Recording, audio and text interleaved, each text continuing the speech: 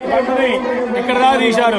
తీసిన తర్వాత ఆ బాలుడిని గ్రామస్తులు అడిగారు, అయ్యా ఈ బండ ఎప్పటి నుంచో ఉన్నది, దేవుళ్ళు వెళ్తామంటే ఒక రూపం దాల్చి ఇక్కడి నుంచి ఒక్కళ్ళు కదిలినా కానీ నెత్తురుగక్కి చనిపోతారు, నీ ఇష్టం, దేవుడు అంటే లెక్కలేదా, దేవుడు చూసినా కొండరా అని చెప్పి ఉగ్ర రూపం దాల్చి కోపంగా గర్జించాడు. సార్లు ఈ బాలుడికి దెయ్యం పట్టింది అది ఇదని అన్నారు. అంటే నేను దయ్యాన్ని కాదు, పోతాను కాదు, నేను నరసింహ బాల నరసింహను, ఉగ్ర నరసింహని, నేను నాది దూలగుట్ట కారని నా సామి నేను ఉంది అని యాడ్ నుంచి వచ్చిన సామిని మా ఊరు వెళ్తే వైకుంఠం నుంచి వచ్చినాను. 2032 ఉగ్ర నారసింహుడై అందరినీ వైకుంఠాన్ని తీసుకెళ్తానని అభయం ఇచ్చారు.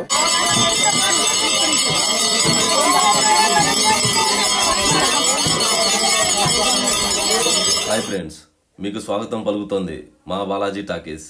ఇప్పుడు ఉమ్మడి తెలుగు రాష్ట్రాల్లో మారిమోగిపోతున్న ఎర్రవరం దూళ్ళగుట్ట బాల ఉగ్ర నరసింహస్వామి దేవాలయానికి వచ్చేశాము.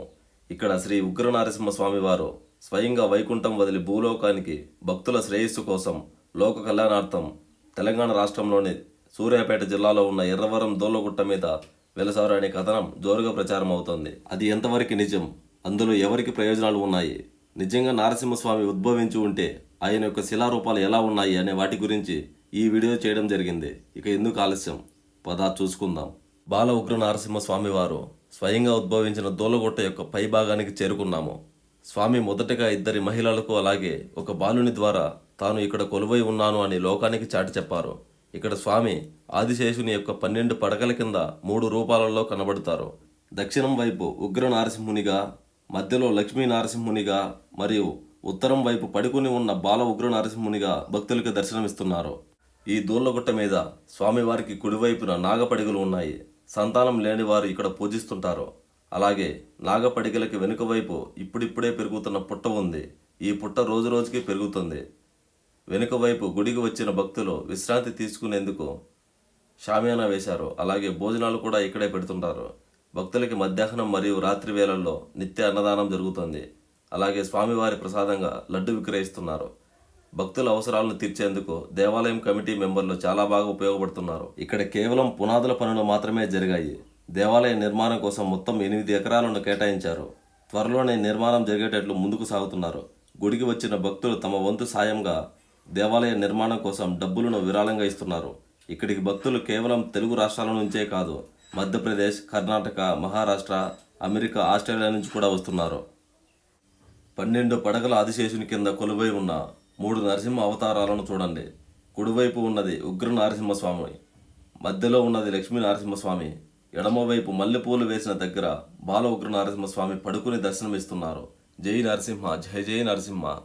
ఎర్రవరం బాల ఉగ్ర నరసింహస్వామి గురించి అనేక రకాలుగా పుకార్లు వస్తున్నాయి. అవి ఎంతవరకు నిజమో ఆ ఊరి ప్రజలను అడిగే తెలుసుకుందాం. ఇక్కడ ఈ ఊర్లో స్టార్టింగ్ ఎట్లా వచ్చాడు దేవుడు, ఎవరికి పట్టినాడు, ఎట్లా మాదే? వడ్లోళ్ళ అమ్మాయికి వచ్చింది సార్. వస్తే వడ్లోళ్ళ అమ్మాయిని నమ్మకుంటే తెలుగుల అమ్మాయి వచ్చింది. ఆ అమ్మాయికి సామత నరసింహస్వామి. ఆ అమ్మాయి వచ్చి ఇక్కడ దేవుడు ఉండగానే తమ్ముళ్ళారా మీరు మమ్మల్ని నమ్మరు, ఒక బాలుడిని పోయి చూపిస్తాం అంటే బాలుడు మీ పోయి సామి పోతే అక్కడ హాస్టల్లో సోకిస్తాం. సార్లు ఈ బాలుడికి దెయ్యం పట్టింది అది ఇదని అన్నారు.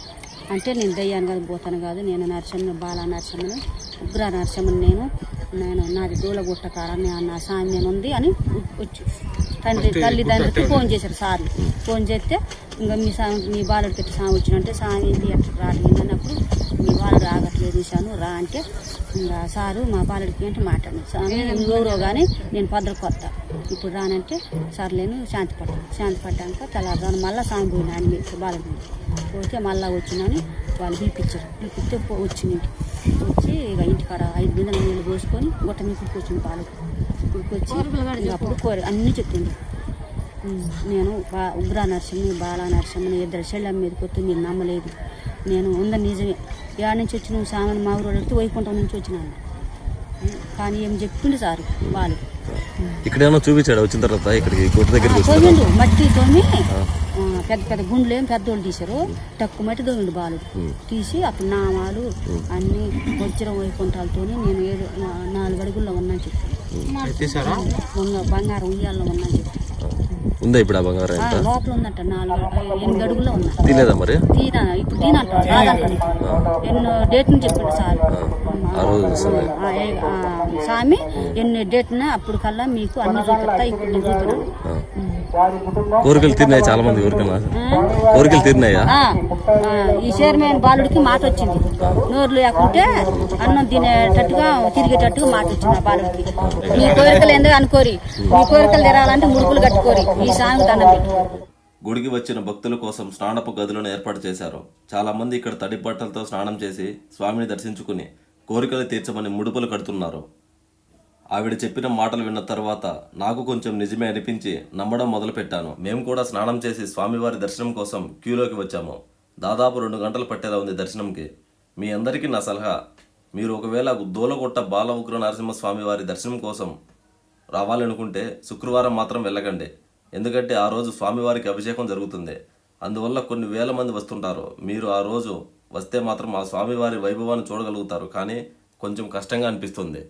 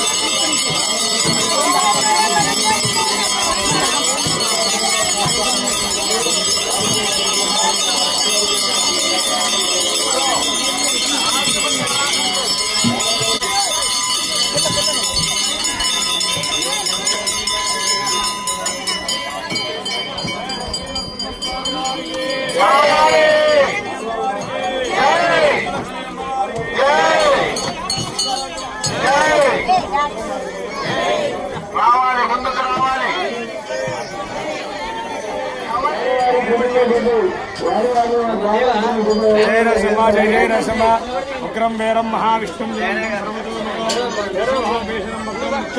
నమామ్యహం.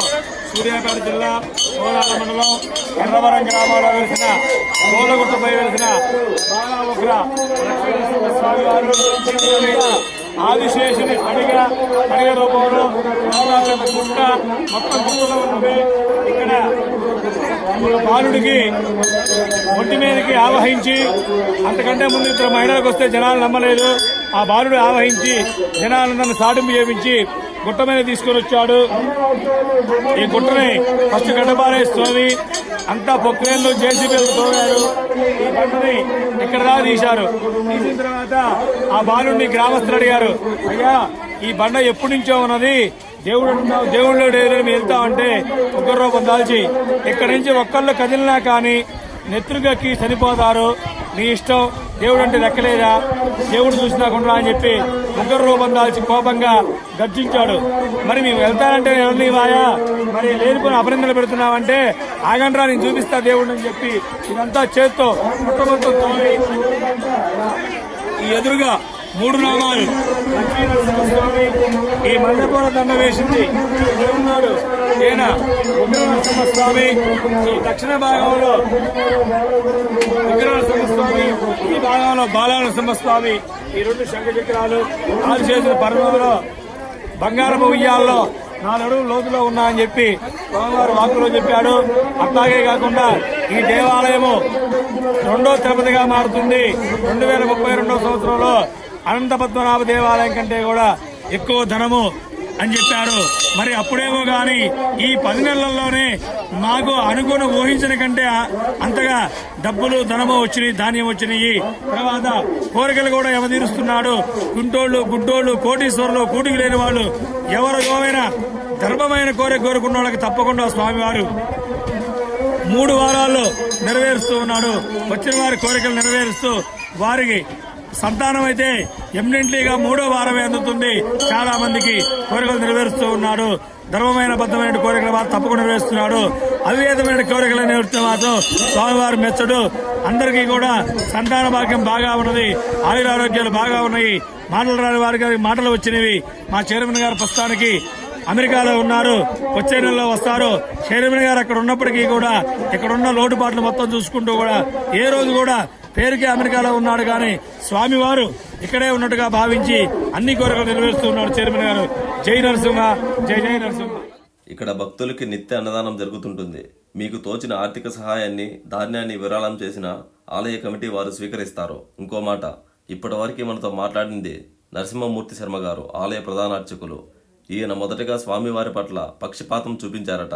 తరువాత ఈయనకి కాళ్ళు చేతులు పడిపోయి పక్షవాతం వచ్చి హాస్పిటల్లో చేరితే ఆయన భార్య స్వామివారిని వేడుకున్న తర్వాత మళ్ళీ తిరిగి ఆరోగ్యంగా మారి ఆలయంలో ప్రధాన అర్చకుల బాధ్యతలను స్వీకరించారట.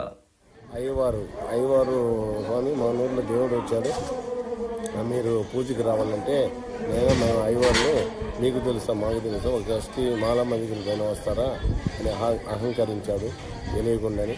అలాగా స్వామివారు అహంకారానికి అణిచి భక్తునికి మళ్ళీ జ్ఞానోదయం కలిగించి పక్షపాతం ఇచ్చి తర్వాత హాస్పిటల్కి వెళ్తే వెళ్ళిపోయారని చెప్పారు.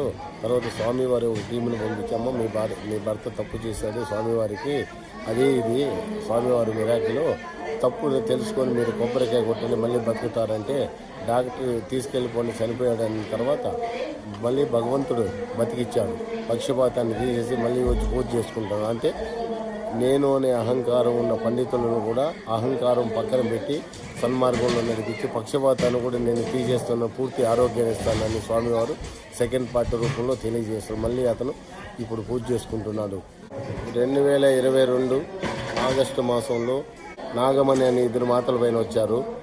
వాళ్ళు ఆడవాళ్ళ పైన వచ్చారు, ఇది సోజ్యం వదిలేశారు. తర్వాత నిజంగా నువ్వు బాల నరసింహుడు అయితే బాలుడి పైన బాధ్యత గల వ్యక్తులపైన రావాలని అడిగారు ఊరి గ్రామస్తులు. తర్వాత గురుకుల పాఠశాలలో చదువుతున్న ఎస్టీ పండు అనే అబ్బాయి పైన 12 ఏళ్ళ బాలుడి పైన స్వామి వారు వచ్చారు. ఆ స్వామి పండు స్వామి పైన వచ్చి ఇక్కడ గుడి ఉద్భవానికి ఆయన ద్వారా గుడి ఉద్భవం చేశారు. పుట్టలో నుంచి నాగపడికలు చూపించారు. ఆగస్టు 22 ఏకాదశి రోజు సోమవారం రోజు పాల పొంగలు పొంగించి ఈ స్వామివారు ఉద్భవించారు.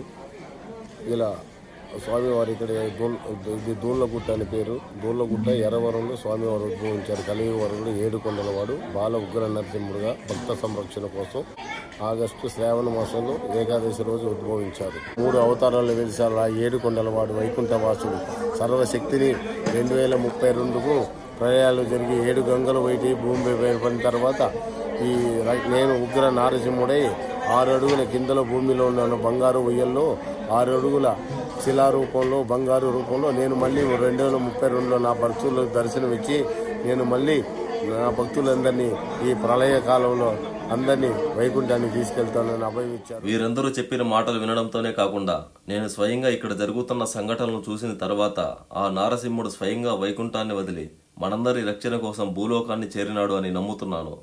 మీరు కూడా ఆ స్వామి ఆశీస్సులు పొందడానికి ఈ వీడియోని మీ కుటుంబంతో మరియు మిత్రులతో